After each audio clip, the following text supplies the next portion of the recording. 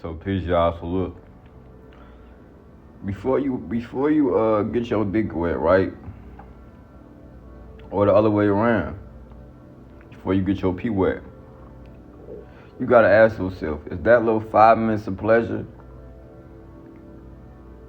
worth having a kid with a spouse that you don't even like, that you really just lusted off of, the devil energy?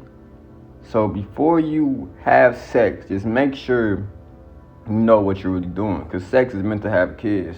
So when you have sex, that's one of the most powerful things you could do. And again, this is where people get the lust energy fucked up at, because you gotta look at the long run of problems you're dealing with just off of that 5 minutes of pleasure.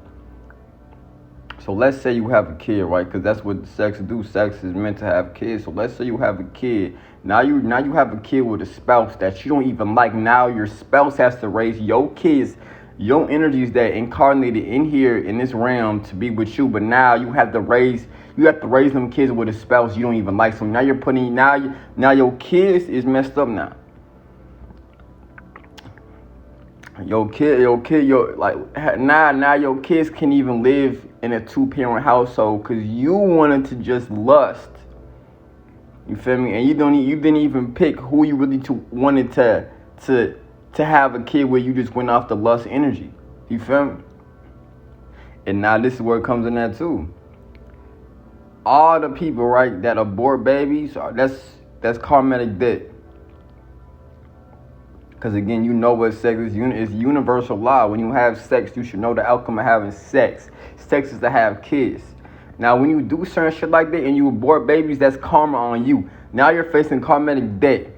So let me ask you a question. Is this karmatic debt worth 5 minutes of pleasure?